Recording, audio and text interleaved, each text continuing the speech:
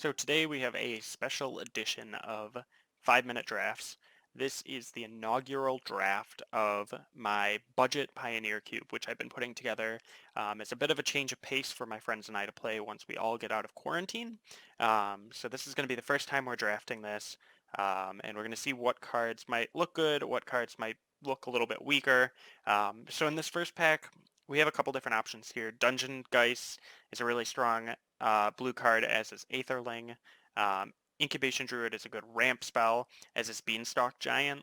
And then we have some good aggro cards in Venerable Knight, Gnarled Scarhide, Gingerbread. So I'm going to go ahead and take the Beanstalk Giant. I haven't played with this card before. I played a little bit of it in Limited, but I think it's pretty good. If I want to keep with the theme of green, I have a couple good options available. Noose Constrictor, Pelucranos, Soul of Zendikar. Doomblade is always really good removal. Or I could decide to merge into an aggro strategy. We have Captain Lannery Storm, Dire Fleet Daredevil. So a couple different directions we can go here, but I'm going to pick Roll-esque. Into pack 3, I'm liking the direction that our deck is heading. Angel of Invention is looking like a really powerful option here, as is Magma Jet and Languish, but those are all kind of splitting our deck in a different direction than we've been going, and I think I'm going to commit to this green early. We do have Mouth to Feed and Lovestruck Beast, which are pretty good options here. I'm going to take the Lovestruck Beast. We have a couple options for us here. We could take Wishing Well or Elvish Visionary for early, cantripping, and a little bit of value, or we could take more later in the game creatures like Stratus Dancer and Archaeomancer. For me, I'm going to take this Stratus Dancer. Ripjaw Raptor is a really solid stat monster at 4 mana for a 4/5, but I like Opt here as our cantrip. Sagu Mauler is pretty much exactly what we're looking for here as a top end. It pairs really well with the Roll-esque and some of our other ramp that we've got going on. So Genesis Hydra, Strategic Planning, and Sensor are also up for consideration, but I really like Sagu Mauler here. Strong pickup. We have a couple top end creatures already, so I'm not going to take this Hornet Queen, though it might be the best card in the pack. Um, Epic Confrontation is decent interaction. I might traditionally take this Aether Hub because I'm prone to draft lands, but I'm going to try out this Song of Freyalise as a card I've never played before. Spectral Sailor is actually pretty solid here. Can be a mana sink late game when we have extra mana to play around with. There's a lot of black aggro cards in this pack, which indicates that maybe nobody's in that deck. Dungeon Geist and Pulse of Marasa is our choice. I'm going to take the Dungeon Geist because it's more proactive.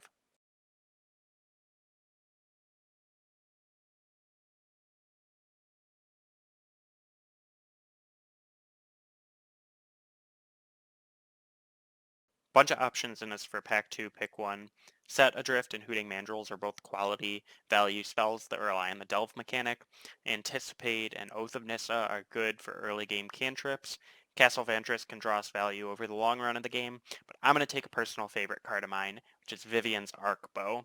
I feel like this is exactly the deck that we want our Chart a Course in, since we have a lot of creatures that are going to be attacking and it gains us some value. I'm also giving some consideration to this green castle, but ultimately I'll take the Chart a Course.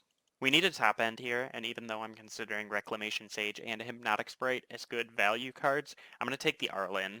There's definitely more powerful cards in this pack, but I really like the Pilgrim's Eye as a ramp spell, and we're really, really light on 3-mana creatures. There's really nothing for us in this pack, so I'm just going to take the most powerful land, the Hallowed Fountain. I haven't yet been able to pick up a dual land, so this Hinterland Harbor is a huge priority, but Biden of Thassa is just such a good card. This is a really tough decision for me, but I'm going to go with the Hinterland Harbor. We see a lot of multicolored cards in this pack. I think I'm going to take the Time Wipe, as we do have that Hallowed Fountain, so we could potentially splash white, though the double white pip is a huge commitment. I don't love Radical Idea, and I don't think we're going to play it in our main board, so I'm going to take the Shatter the Sky, which is very powerful against us. I'm happy to take an Anticipate here. Green Castle wheeled back around to us, which is really good for us. A 3-mana ramp spell is exactly what we need at this point in the game.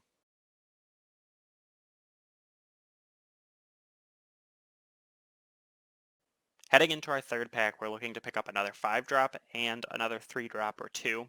So while I do want this Manglehorn, this Biogenic Ooze is just very powerful and would be a great top end to our curve.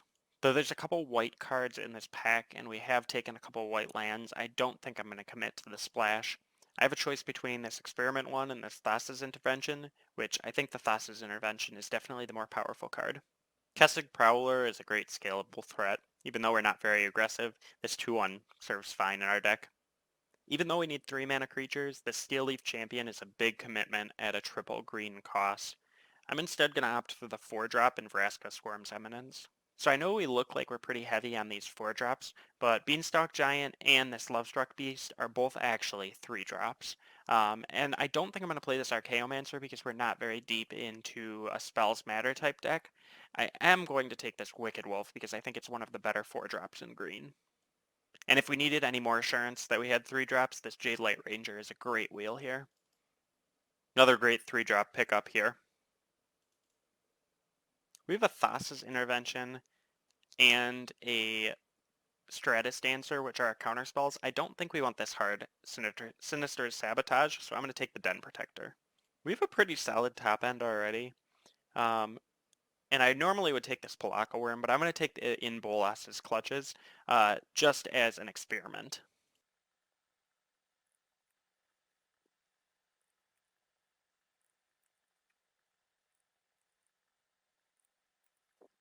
This is the configuration that we went with. There were only a couple difficult cuts, the first of which was this Archaeomancer, because a lot of our spells are just 1-for-1s or incremental value, cantrips, things like that. So we weren't really getting a whole ton of value out of those by getting them back to hand, and we have some better 4-drops. The other difficult cut was our Arlinn.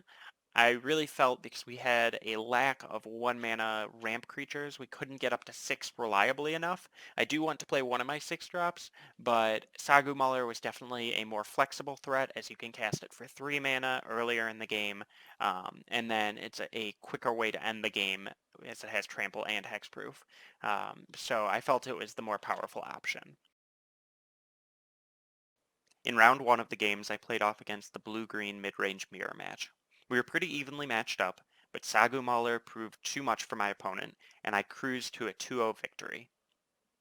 In round 2, I played off against a blue-black tempo control deck. I hit a decent amount of ramp, but I unfortunately flooded out and wasn't able to hit any of my payoffs. I went 0-2. In round 3, I ran into the third blue-green deck drafted out of my cube. They had a few better ramp creatures, and Mana Dorks plus Throne of the God Pharaoh turned out to be a really interesting interaction. Fortunately, I dug my way to a Polukranos and a 2-1 win. In round 4, I played off against a red-white aggro deck, which just developed their board state too quickly for me to respond. They beat me 0-2. In summary, I went 2-2, with wins against both blue-green mirror matches at the table and losses against the blue-black tempo control deck and the red-white aggro deck. I wish that I had more Mana Dorks for my deck, though unfortunately we're limited with the amount that we have in Pioneer. I also think it was a condition of there being 2 other blue-green players at the table.